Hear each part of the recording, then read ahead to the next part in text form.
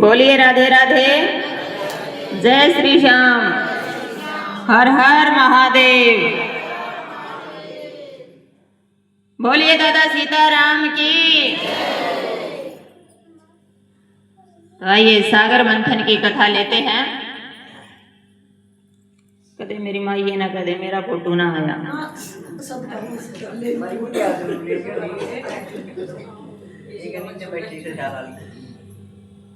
ठीक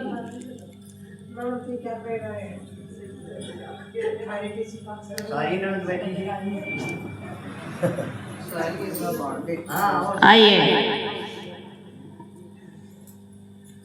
एक बार क्या हुआ कि दुर्वासा ऋषि विष्णु भगवान से मिलने के लिए बैकुंठ धाम जाने लगे।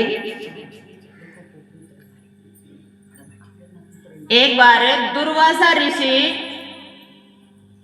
विष्णु भगवान से मिलने के लिए बैकुंठ धाम चले और जाकर के बैकुंठ धाम पहुंचे तो मेरे प्रभु विष्णु भगवान ने बहुत आदर मान किया, सम्मान किया और बोल बतला कर चलने लगे वापस से।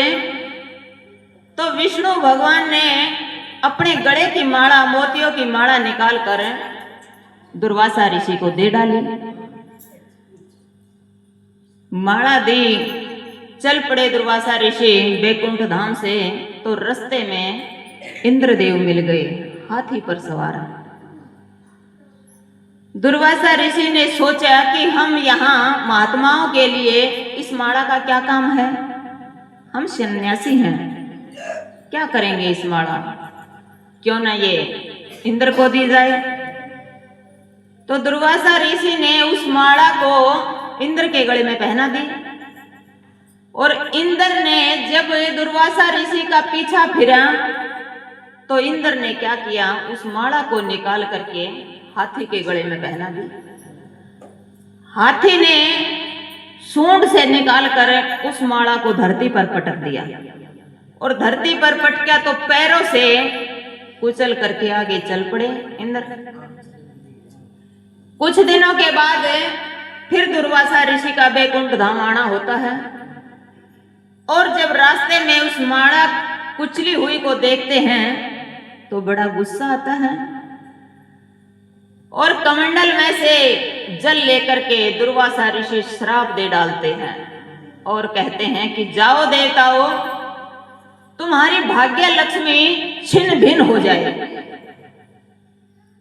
तुम्हारी भाग्य लक्ष्मी और बल छिन्न भिन्न हो जाए। अब श्राप दे दिया तो सभी देवता बलहीन हो गए, भाग्य लक्ष्मी चली गई। अब इतने दुर्बल हो गए, जो राक्षस थे वे बलवान हुए। शुक्राचार्य राक्षसों का गुरु हैं, शुक्राचार्य राक्षसों के गुरु। शुक्राचार्य को पता लग जाता है कि देवताओं की भाग्य लक्ष्मी छीन भिन्न हो गई और बल भी नहीं है, चढ़ाई कर दो स्वर्ग पर, जीत लो स्वर्ग को। अब राक्षसों ने चढ़ाई की स्वर्ग पर, तो बल तो था ही नहीं, ना ही लक्ष्मी थी देवताओं के पास। जीत गए राक्षस, अपना कब्जा जमाया। अब देवता जो है पहाड़ों में छुप छुप कर खाना बना रहे हैं, न कहीं यज्ञ है, न कहीं तपस्या है, न पूजा पाठ है, कुछ नहीं, सिर्फ राक्षसों का राज हो गया।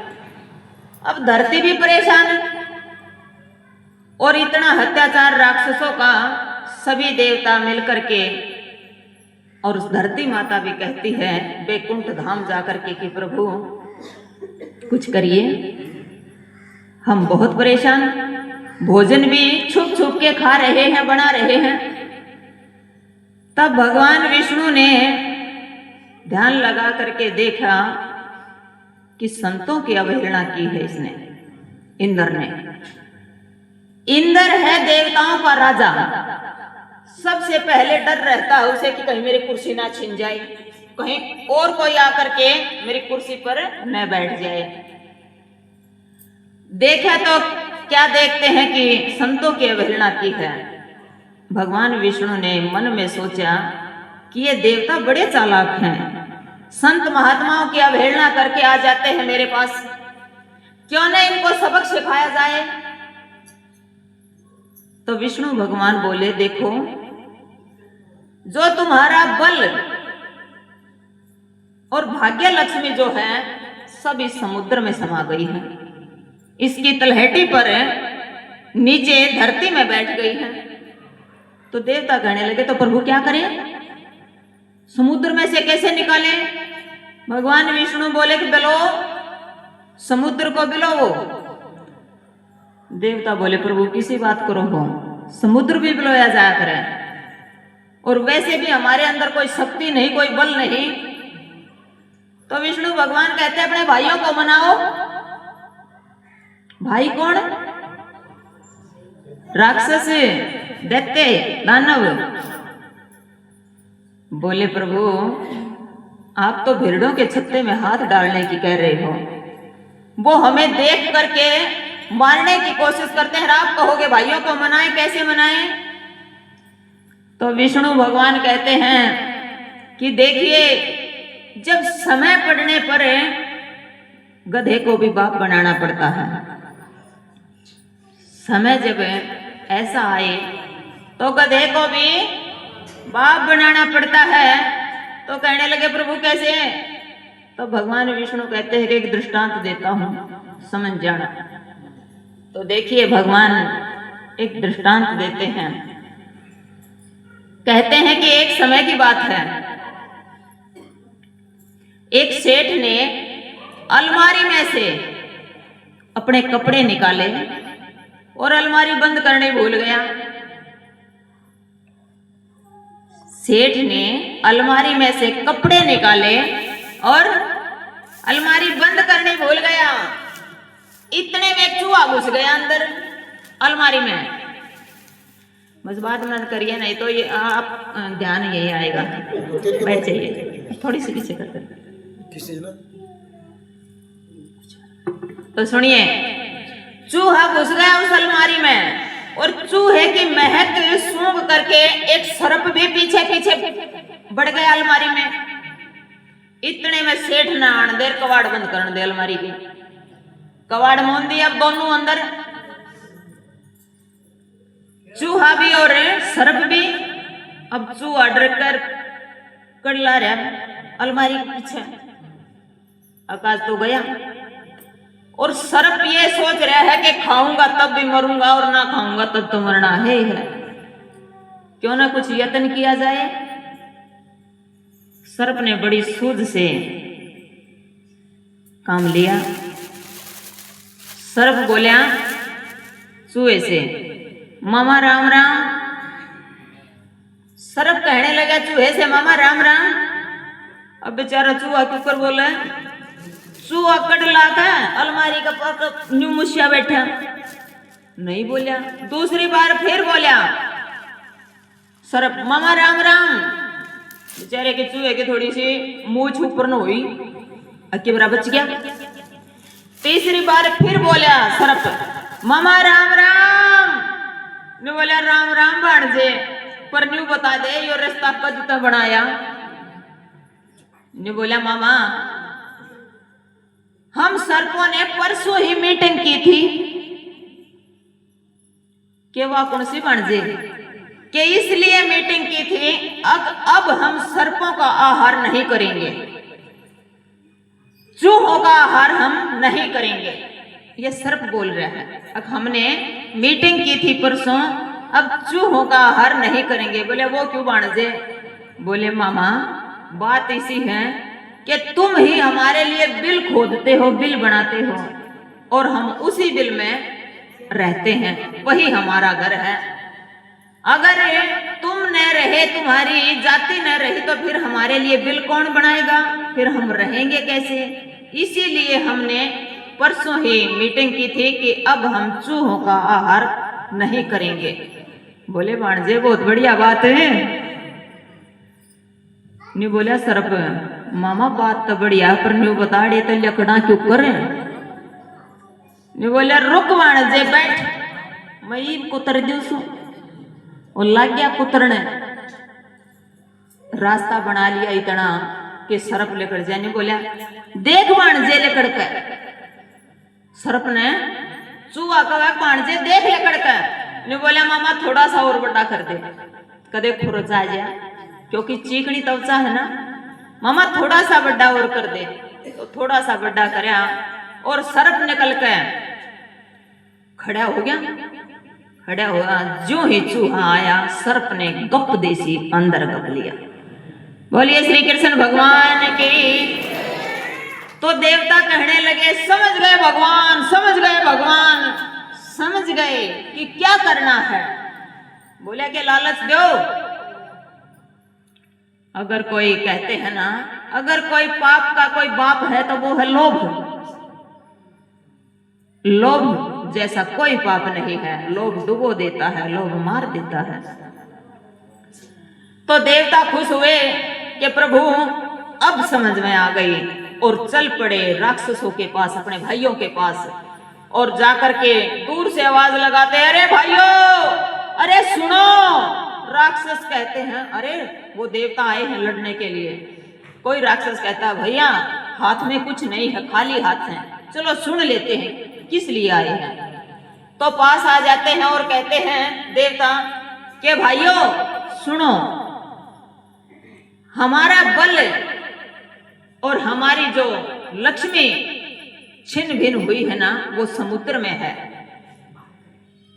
और समुद्र को बिलोना पड़ेगा, तब उसमें से बहुत सारे रतन निकलेंगे, तब हम आपस में बांट लेंगे। और सुनो, समुद्र में अमृत भी निकलेगा, और हम सब अमृत पी लेंगे तो हम अमर हो जाएंगे।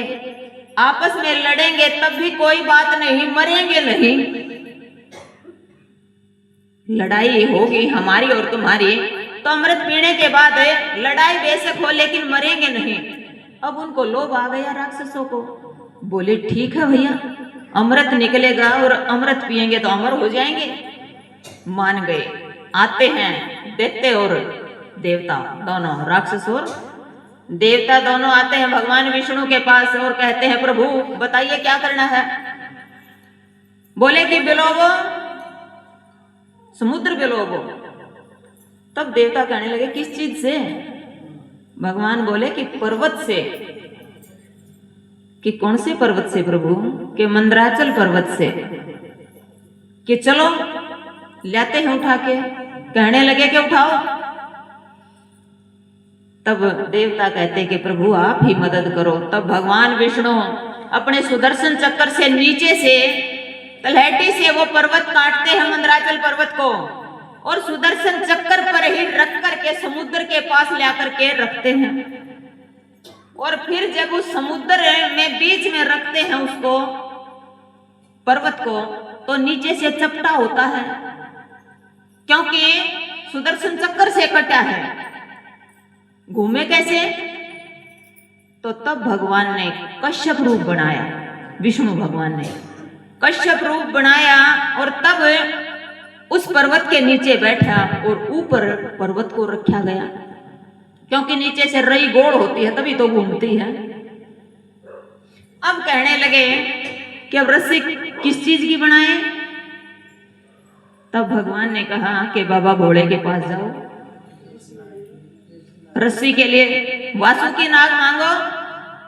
तब सभी देवता और राक्षस जाते हैं बाबा भोले के पास और कहते हैं कि प्रभु हमें वासुकी चाहिए।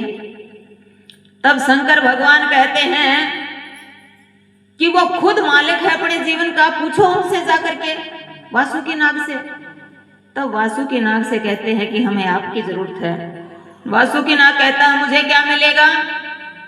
तब देवता कहते हैं कि अमृत निकलेगा और हम आपको भी अमृत पिला देंगे, अमर हो जाओगे। तो वासुकी नाग को भी लोभ आ गया। लोभ आ गया तो साथ में हो लिया।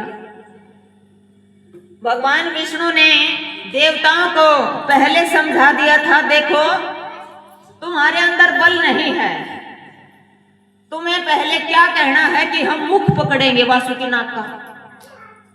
हमें वासुकी नाग का मुख पकड़ेंगे। तुम बार बार ये कहोगे ना कि मुख पकड़ेंगे, हम तो मुख पकड़ेंगे, तो तब जाके राक्षस मुख पकड़ेंगे, नहीं तो पूंछ पकड़ेंगे। और अगर तुमने मुख पकड़ा और उनने पूंछ पकड़ी तो तुम्हारी हार निश्चित है, समुद्र में मंथन होगा नहीं। अब ऐसा ही किया दो देवताओं ने। देवता वासुकी नाग आ गया, समुद्र के ऊपर अंदर पर्वत रखा गया, और जब वासुकी नाग का चक्कर लगाया पर्वत के ऊपर से, तब देवता कूद कूद के कहने लगे, अरे अरे हम तो मुख पकड़ेंगे, अरे हमारा ओदा पड़ा है, अरे है ना भाई, हम तो मुख पकड़ेंगे। राक्षस कहने लगे, क्यों? तुम मुख क्यों पकड़ोगे? हम पकड़ेंगे मुख, तुम पकड़ो पूछ। अब वो चाहते ही यही थे कि हम पूछ पकड़े, क्योंकि उल्टी बुद्धि के है ना राक्षस, उल्टे चलते थे। तो क्या किया, यही हुआ, राक्षसों ने पकड़ा मुख और देवताओं ने पकड़ी पूछ। अब लगे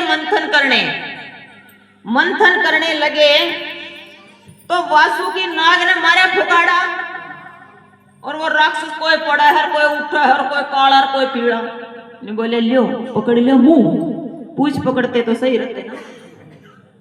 एक दूसरे पर ताने कसने लगे, और जब ताने कसे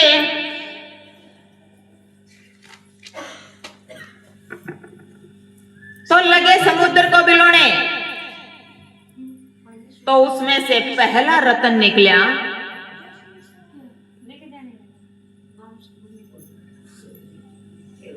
बोलिए राधे राधे। पहला रतन निकला कालकूट विष। बिलोते समय पहला रतन, जिसका नाम था हलाहल। अब जब वो जहर निकला तो सबके हाथ पैर फूल गए कि इसे कौन पिए, कोई नहीं पी सकता, धरती पर खिंडा नहीं सकते, धरती नष्ट हो जाती, सब खत्म। तब कहने लगे देवता कि प्रभु क्या करें विष्णु भगवान का। विष्णु भगवान कहने लगे, चलो बाबा के पास, शंकर के पास, उसके सिवा कोई नहीं ग्रहण कर सकता। जाते हैं, सभी देवता लेकर के जाते हैं उस विष को, और आवाज लगाते हैं कि प्रभु ये पहला रतन जो है हलाहल विष निकला है। बच्चा चुप हो जाओ, रोकना इनको।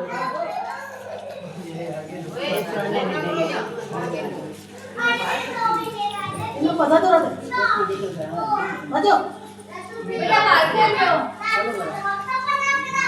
जय श्री श्याम, हर हर महादेव।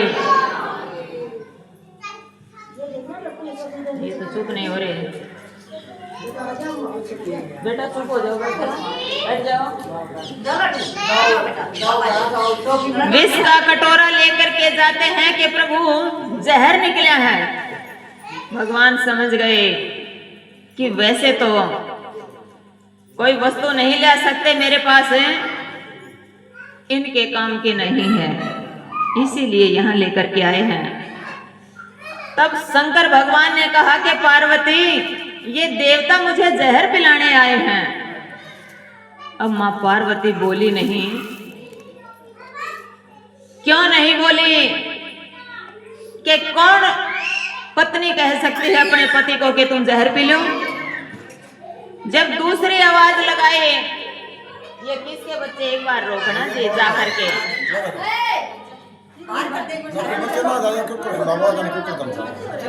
थोड़ा चुप रहे हैं।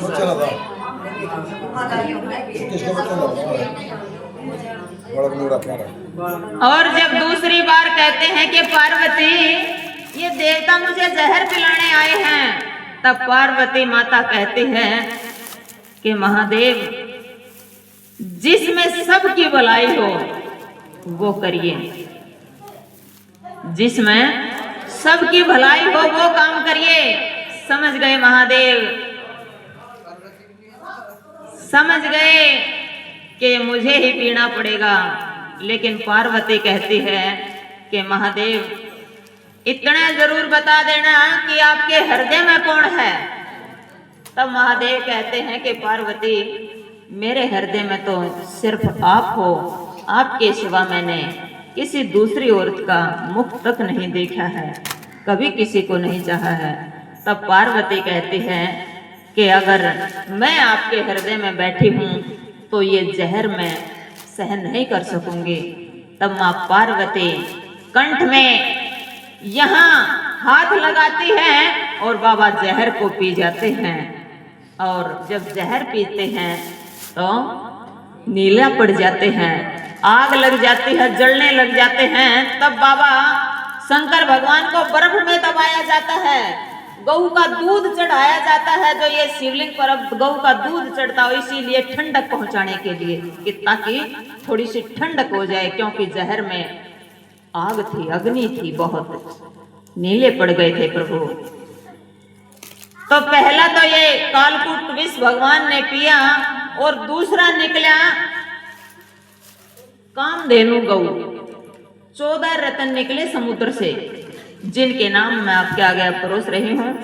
कालकूट विष निकला पहला, फिर कामधेनु गऊ, फिर तीसरा उच्च सर्वा नाम का घोड़ा, और तीसरा ऐरावत हाथी, कौस्तुभ मणि, कल्प वृक्ष, रंभा, लक्ष्मी, वारुणी, शरावत, चंद्रमा, पारिजात का पौधा और पंचजन्य शंख, और 14वें नंबर पर धनवंतरी अमृत का कलश लेकर के, 14वें नंबर पर है धनवंतरी अमृत का कलश लेकर के बाहर आते हैं। अब ये 14 रतन किस किस को दिए गए देखिए। कालकूट विष तो पिया प्रभु भोलेनाथ ने, फिर कामधेनु गऊ देवताओं को दी गई दूध चढ़ाने के लिए, और उच्च सर्वा नाम का घोड़ा बलि को दिया गया। बलि था राक्षसों का राजा। ऐरावत हाथी इंद्र को दिया गया। कौस्तुभ मणि विष्णु भगवान को दी गई। कल्प वृक्ष स्वर्ग में देवताओं के लिए लगाया गया। अप्सरा इंद्र के सिंहासन के सामने जो नृत्य करती है वहां भेजी गई, और लक्ष्मी नारायण भगवान को दी गई। अब शराब वारुणी, शराब राक्षसों को दी गई। अब चंद्रमा शिव बाबा के मस्तक पर, क्योंकि शीतलता फैलाता है चंद्रमा, और पारिजात का पौधा देवताओं को दिया गया स्वर्ग में लगाने के लिए। पंचजन्य शंख विष्णु भगवान को, और अब धनवंतरी जब आता है अमृत का कलश लेकर के, तो देवताओं और दानवों में झपटा झपटी हो जाती है कि पहले हम पिएंगे, पहले हम पिएंगे। लेकिन कोई से छुड़वा नहीं पाता। कई महीने साल बीत जाते हैं, और जहां जहां झपटा झपटी में उस कलश से अमृत छलकता है, बूंदें जहां जहां पड़ती हैं वो भारत में गिरती हैं 4 जगह। वो 4 जगह कौन कौन सी हैं? जो कि अब कुंभ के मेले लगते हैं। हर जगह 4 जगह कुंभ के मेले लगते हैं। भारत में हरिद्वार में गंगा के तट पर, उज्जैन में शिप्रा नदी के तट पर, नासिक में गोदावरी नदी के तट पर, और प्रयागराज में गंगा यमुना सरस्वती के संगम पर लगे। लेकिन भगवान विष्णु ने सोचा कि इस तरह झपटा झपटी चलती रहेगी, कोई भी पक्ष नहीं छोड़ेगा। बात सूझी कि मोहिनी का रूप रखा।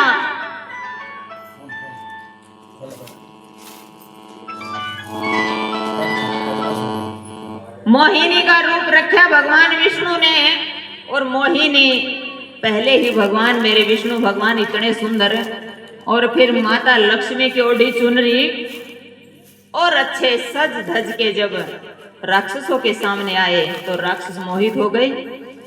अरे इतनी सुंदर औरत, तो मन बदल गया, छोड़ दिया कलश, छोड़ दिया अमृत, भाड़ में जाओ अमृत। क्योंकि मोहिनी जो दिख गई, कोई सोचता है मेरे घर आ जाए, कोई सोचता है मेरी गृहिणी बन जाए। तो कहा, मोहिनी ने कहा देखिए मैं आप सबको बराबर पिलाऊंगी अमृत। तब राक्षस कहने लगे हाँ हाँ ठीक है, तुम पिला सकती हो, तुम पिलाओ अमृत। 2 लाइनें बनवा लेते हैं भगवान विष्णु के, एक लाइन में देवता और एक लाइन में राक्षस। तब विष्णु भगवान कहते हैं देखिए पहले मैं देवताओं को पिला करके आती हूँ क्योंकि इनका दर्जा थोड़ा सा बड़ा है। राक्षस मान जाते कि ठीक है, मान गए। जब लगे विष्णु भगवान पिलाने के लिए अमृत को, तो पिलाते पिलाते एक राक्षस ने सोचा ये सारा देवता पी जाएंगे, हमारे लिए तो कुछ बचेगा नहीं। क्या करता है एक राक्षस के चंद्रमा और सूर्य के बीच में आण करके बैठ जाता है, और जब उसका नंबर आता है पीने का अमृत, तो इतने में सूर्य और चंद्रमा आवाज लगाते कि प्रभु राक्षस, प्रभु राक्षस। तुरंत विष्णु भगवान अपना रूप बदलते हैं, विराट रूप में आकर के सुदर्शन चक्र से उसका शीश काट देते हैं। शीश काटा, इतने अमृत अपना काम कर चुका होता है, और जब अमृत ने काम किया तो वो अमर हो गए। एक के बजाय दो बन गए, राहु और केतु। जबकि आज तक सूर्य और चंद्रमा का पीछा नहीं छोड़ रहे, दौड़ाए जा हैं। जो कि ये ग्रहण लगता है ना सूर्य और चंद्रमा का, ये राहु और केतु इनका पीछा नहीं छोड़ते। ये क्यों बताया? तो बोलिए श्री कृष्ण भगवान की, बोलिए श्रीमद् भागवत महापुराण की। ये आपने समुद्र मंथन सुना? एक भजन गाने की कह रहे थे, कौन सा गवा रहे थे आप?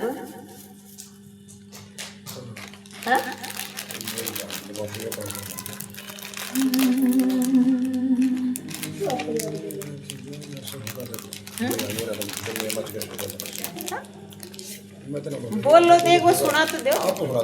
नहीं सुना बता।